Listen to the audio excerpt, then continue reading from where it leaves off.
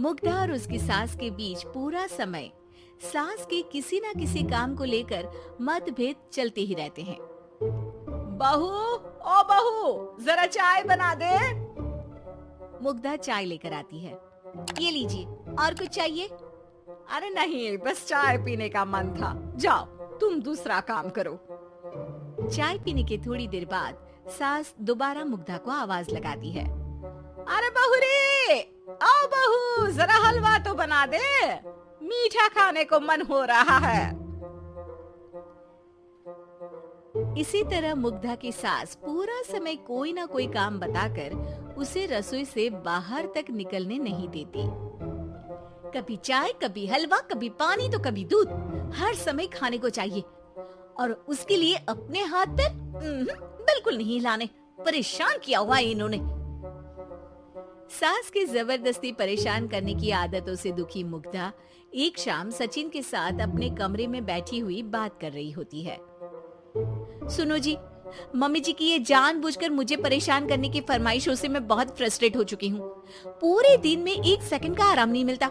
रसोई से बाहर कदम रखती नहीं कि बहू ये बना दे, बहू री वो बना दे। अरे इनकी फरमाइशें चलती ही रहती है। अरे मुग्धा, माँ खाने की शौकीन है पर उम्र हो चली है, खुद खाना नहीं बना सकती इसलिए तुमसे बोलती है। अरे तो शौक भी उम्र देख कर रखने चाहिए ना। समझ में नहीं आता, हर समय फेविकॉल का जोड़ लगाए सोफे से चिपके बैठी रहती है। इतना सब डाइजेस्ट कैसे हो जाता है उन्हें? अरे तुम मेरी माँ से इतनी नफरत कैसे कर सकती हो? मैं उसे नफरत नहीं करती जी, बस परेशान हूँ। जहाँ मुग्धा अपने पति से ये सब बोल रही होती है, वहीं उसकी सास भी कमरे के बाहर दरवाजे से कान लगाए सारी बातें सुन रही होती है और अगली दोपहर रसोई में मुग्धा के पास जाती है। बहू, आज ना मेरा कुछ मसालेदार खाने का मन है। तो चाय बना दूं? मुझे बहुत पसंद है। अरे ना, ऐसा कर लिट्टी चोखा बना ले। और हाँ, जितना मसाला बातों में मिलाकर पति को सुनाती हो ना, सब्जी में भी वैसे ही डाला करो, खाना स्वादिष्ट बनेगा। सास की बात सुनकर मुग्धा हैरान रह जाती है। मतलब अब पूरा समय मुझ पर हुक्म चलाने के साथ बंद कमरे में हुई पति पत्नी की बीच की बातें भी सुनती है। अरे बात जब मेरी थी तो सुनने में क्या दिक्कत है? ये कहकर सास वहां से चली जाती है। अरे अब तो हद पार हो गई, इस तरह से तो ये मेरा जीना मुश्किल कर देंगी। मुग्धा सास की हरकतों से परेशान उसका हल सोचने लगती है और इसी तरह कुछ दिन बीत जाते हैं जिसमें सास का जन्मदिन आता है। मुग्धा बहुत खुशी के साथ अपनी सास को एंड्रॉइड मोबाइल गिफ्ट करती है। मम्मी, आपको सबसे बात करने के लिए बहुत दिक्कत होती है ना? कभी सचिन तो कभी मुझे बोलना पड़ता है, पर इस मोबाइल से आपको कोई दिक्कत नहीं होगी।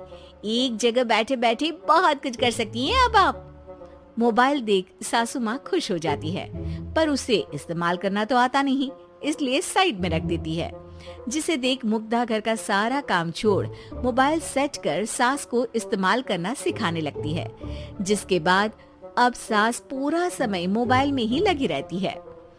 हाय, जब से मम्मी को मोबाइल मिला है मेरी लाइफ में कितनी शांति आई है। अच्छा है, इसी तरह बिजी रहे तो मैं भी सुकून की जिंदगी जी पाऊंगी। अब मुग्धा जब मन करे काम करना, जैसा चाहे वैसा खाना बनाकर खाना, पूरा समय रिलैक्स और खुश रहने लगती है। क्या बात है, आजकल तुम बहुत चहक रही हो। अरे मम्मी जी से छुटकारा जो मिला है, अब ना फरमाइशें ना छुप छुप कर बातें सुनना।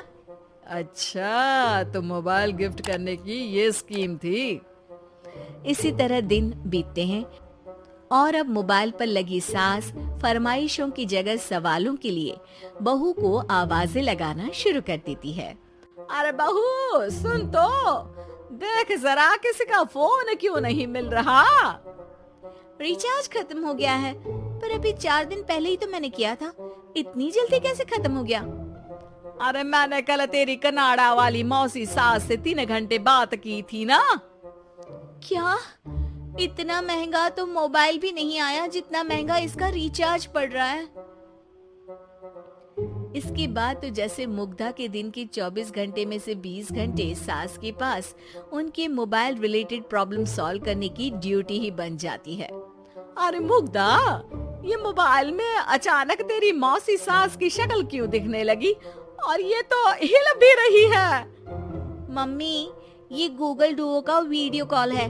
इसमें आप बात करने के साथ एक दूसरे की शक्ल भी देख सकती हो। अच्छा, ये तूने मुझे पहले क्यों नहीं बताया? अब बताने के लिए पहले नहीं बताया। इसी बीच सचिन भी वहां आ जाता है और सास अपनी वीडियो कॉल में बिजी हो जाती है। क्यों, सास बहू में क्या गपशप चल रही है? इसे गपशप नहीं, दिमाग का दही होना बोलते हैं। पर तुम तो मम्मी को मोबाइल देकर बहुत खुश थी, फिर क्या हुआ? हाँ, उसका सुकून भी कुछ ही दिन मिला। अब घर के टंटे खत्म हुए तो मोबाइल की टिंग टिंग शुरू हो गई। देखो भाई, कुछ पाने के लिए कुछ खोना तो पड़ता है। आखिर तुमने मोबाइल अपने फायदे के लिए ही तो दिया है, तो फिर सवालों के जवाब भी देने पड़ेंगे, क्योंकि जब तक उनके हाथ में ये फुंथरू रहेगा, तुम्हारी लाइफ में प्राइवेसी और सुकून रहेंगे। कहने का मतलब है अगर इससे प्यार बढ़े तो दाग अच्छे हैं। अरे मुझे पहले दिन से ही पता है मोबाइल किस मकसद से दिया गया है। भूलो मत, इससे पहले मैं बातें ही सुनती थी। सास की ये बात सुनकर मुग्धा शॉक में और सचिन हंसता रह जाता है।